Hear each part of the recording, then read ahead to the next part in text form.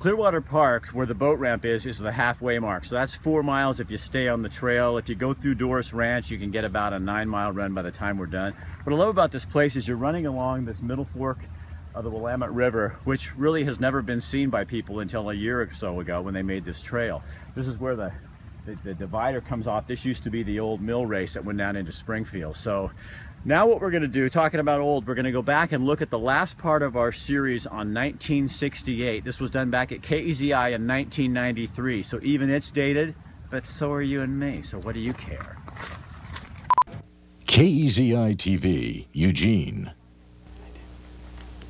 Tonight, the final chapter of Remember When, flashback to 1968 with narrator Rob McMichaels and editor Bill Getz. In this episode, we look at the future through the eyes of people 25 years ago. First, a glimpse of some popular culture, 60s style. If you're over 30 and grew up in Eugene, you might remember 1968 as the year the Batmobile came to town. A promotional tour for the TV show. Don't ask me where Batman and Robin are. Maybe they were on vacation. Maybe they left their keys in their car.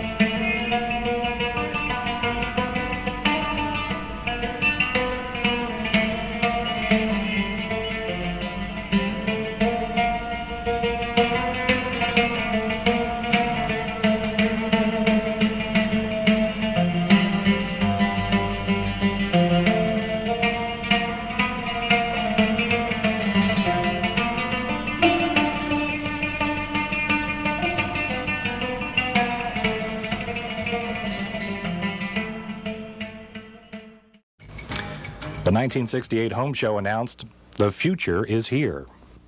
For eWeb, that meant nuclear power. There are many benefits of having a plant located in this area, not only the fact that it is a power producer for the power that the people here need and must have. We feel Byron Price was the manager of eWeb, was a real whiz kid, very sharp, and he wanted to build a nuclear power plant on the shore of Fern Ridge Reservoir. And in 1968, the voters of Eugene approved gave eWeb authorization for a $225 million bond issue to do just that. The project never got off the ground. Voters changed their minds and put a roadblock in its way. And eWeb eventually gave up on the idea.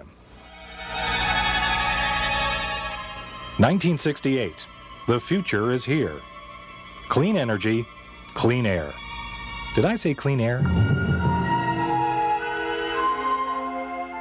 People today can't imagine how bad it was in Eugene during the field burning. I mean, visibility in Eugene would literally get down to less than a block. And I was driving down Highway 99, and I looked out over at the airport and I couldn't see it. One of the great ironies is that the city of Eugene is officially protesting as a city against the practice of field burning, and they leased the fields adjacent to the runways at Mail and Sweet to grass seed growers who, at the end, after they'd harvested their crop, would burn their fields. They eventually, I think, realized that was sort of a public relations fiasco and quit doing that. It ultimately culminated with, I think it was that year or the next year, Mayor Les Anderson and some other city officials going up to Salem and getting Tom McCall and bringing him back down here and taking him up the top of Skinner Butte, from whence you couldn't see anything because of the clouds of field burning smoke. It said, "This is terrible, it's got to stop." 1968, the future is here.